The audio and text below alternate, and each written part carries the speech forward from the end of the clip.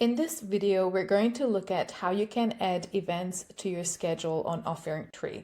So heading over to your schedule, the first thing you'll see is this list view of your overall schedule, but you can change this over to the calendar view where you can see the breakdown of the time slots in each day as well. Automatically, it always starts with the upcoming event view. So this means that the first day is always the day that you are on, but you can change this to a week view. So it doesn't matter which day you're on, you will start with Monday. And then also you can change it to past view, which is similar to upcoming, but the difference is that it ends on the day, which is yesterday or the day before today. This way you see the past week. In this calendar month view, you can also see everything in a glance, but this is not available in the list view because it would be too long of a list, but it is available with your calendar month view. You can also toggle between the months or even the weeks as you're looking at it by simply stepping back or going forward a few. And you can also pick the specific date that you're looking for. So maybe if this is November 13th, it will actually jump to November 13th as the first day of the upcoming view. And as you're adding your schedule, and if you want to quickly jump back to today's date, you can do so by clicking on today. You can also add and look at your availability, or if you have staff members, you can choose up to 3 staff members and their availability for appointments. And this is really handy with the different color codes to show which staff member covers what part of the day in your schedule. You can also look at time off, so that would be grayed out like this, or synced events from their Google Calendar as well. You can also filter your schedule through different options like the type of schedule, classes or events or appointments, all of the offerings, or you can pick specific ones from your offerings list. You can also look at all of the categories which the offerings fall into, and then you can also pick your staff member and location if you have multiple location or even online events. You can also clear and hide these filters and availability options as well and just see everything as is. Now let's add an event to your schedule, and you can do this in any of the views. So if I click on Wednesday and this pop-up comes up, I want to schedule an offering, not an appointment or a series or block of time, although you can do it from here too, but I want to add a scheduled event. And let's say this event is a Hatha yoga class. You can change the title if you want, and you can also change the description of this class. But if you're happy with it, you can also reset to the default description. Then you can add the date, so 22nd of October, and let's say it's going to be at 10 a.m. It's an hour long. You can change the duration here as well. And you can pick the time zone that this class will be held in. So let's say it is in Auckland, New Zealand. You can decide if you want to repeat this event, and there are options to repeat monthly. There's also options to repeat weekly and daily. So daily means every single day, and monthly means that it repeats every month, and you can decide if it's on the date, so the 22nd of the month, or the 4th Wednesday, because the calendar calculates which Wednesday that 22nd falls onto. And if it's the Wednesday, the more important rather than the date, then you can pick that as well. In the weekly option, you can also choose other days. Let's say this also happens on a Friday, and you can decide if this repeated event ends on a specific date. So if you're planning maybe your month or your quarter or even the whole year of schedule, you can do so here. So in this example, let's say I want these classes to run till the 31st of December, and then for the new year, I decide if they keep on or if I want to change something about them. Once you've done this, it will explain that it repeats every Wednesday and Friday until the 31st of December of this year. And then I can also decide if I want to make this event online or an in-person event. And if you are choosing an online one, you can also link your Zoom account.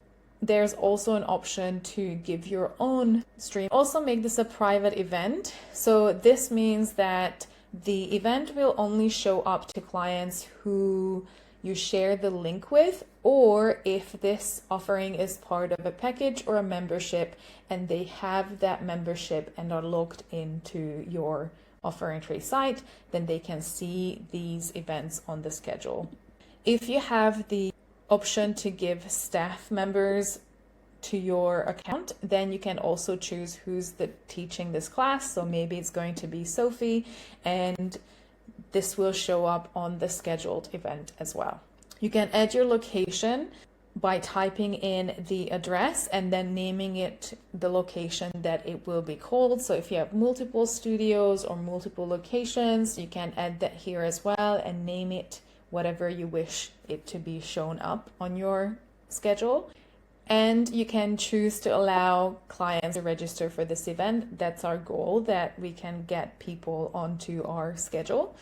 And you can set up your registration settings. You can request a waiver. You have an automatic one, and if you have multiple waivers, you can also choose one. You can enter a capacity, so maybe you have 10. You can, if you have the option, you can also toggle on the waitlist and add a cutoff time where basically waitlisted people can no longer be admitted to your active class. And then you can also limit early registration, making sure that clients can only book in at a certain time, maybe a week or so before the actual event, because you're trying to get clients booked into the ones coming up rather than events that are in November or December. You can also end the registration. So maybe the last time to register is 10 minutes before the event, so the same as the waitlist cutoff, or maybe it's a day before or a week before if it's a bigger event and you have to make sure that the numbers are there. And if you have the option to limit registration to customer segments, you can do so here as well. So for example, they have an active package, or member holders can only register to this offering. This means that anyone else who doesn't fall into this customer segment won't be able to register to this class. And since we have added a capacity number, we can show this to our clients as well, how many spots remain open, and you can decide if it's on less than 5, or maybe you want to show from the get-go how many spots are available. This could be really useful if clients want to bring a friend or a guest to see if they can book into a session. If there's only one spot available, then they might choose a different one. And we can decide if we want to ask for the phone number, make it optional or required for the registration. It's handy if you use your text notifications as well. And you can customize your registration, both the email and the text as well. You can add as many as you want before or even after the event, and you can decide it's both email or text. Just a reminder that the text option is an add-on, so you might not have this option if you have not purchased an add-on for your text notifications. And at the end, you can also redirect your clients to a landing page or a specific page that you want them to see before they attend a class. Automatically, they will be redirected to a registration confirmation page that has the event details like the location, time, staff member, and the description as well. And they can add that to their calendar. But if you want to change that and override it, you can create your own landing page and you can redirect them through this option here. Since we are accepting clients to book in, we also can accept online payments. If you untick this, people can still register because we allow that up here, but they won't be required to pay at the register at all. So it might be a free event. Now you can also keep this accept online payments, but you don't require a payment.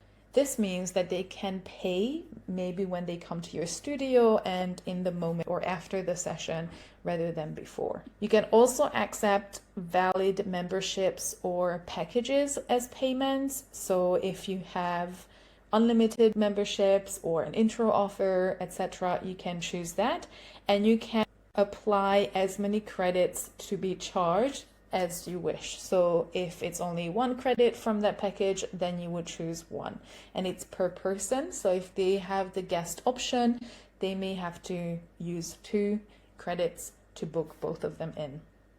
You can also add a fixed price to this class, or you can create tiered pricing. You can rename this to anything else, and you can add suggestions of what to choose, or they can pick their own. If there's no minimum payment, that means that they can start from $1, or maybe you change it and you want a minimum of $20 or $15 or whatever it may be for donation classes or giving you a tip as well. You may also have the option to add a convenience fee. So basically the percentage that's being charged when you are accepting an online payment with a credit or debit card, you can add that back as the client taking care of that percentage. So let's say that would be 3%. So this shows that instead of $20, they would pay $20.60. And if you have your cancellation policy, you can just use that one that you set up, or you can override it and decide what you'd like to do. Do you refund the client? When do you provide refunds? Any registration, or just if they pay with a package, a membership, and do you pay it back to their credit card or onto their account that they can use again? So this is how you create your offering. So let's save this. We have these sessions on Wednesdays and Fridays. When you hover over and click over, you'll see some information like how many people registered, the details, who's teaching it, and what the class is. And this little icon shows that this is a repeating event. You have also options to change things. You can check the attendees list, who's on the wait list, canceled, and you can also message everyone from here. You can also edit. So maybe if there's a mistake or you want to change the staff member, you can do so here. Let's say it's going to be Claire instead of Sophie this week. And when you save this, it's going to ask you if I want to send an update email. Maybe don't want it. It will also ask me if this is for only this event or all future instances. So maybe the whole schedule is changed over to that other staff members, but maybe it's only this one. Then you can see the difference. So this one says Claire here, and the Friday session still says Sophie. And other actions are to delete an event that's still happening in the future. You can also cancel. The difference between the two is that delete takes it away from your schedule, so no one can see it anymore. Cancel still shows up, but it's going to say canceled next to it. You can also share this event, just this event's link, and you can duplicate it if you want to create the same session, but a different time. When you duplicate this, it will not duplicate the recurring setup. So obviously it's not repeating, but really easy. You can set this up once again as well. If you are using OfferingTree on a different website, you can scroll down here and embed your schedule to your site. There's a help article and steps on how you can do this. You can also set up which view you want it to be. So maybe it's the week view. It's going to look like this with the list, or maybe it's the day view where they can step through different days and see all of the events.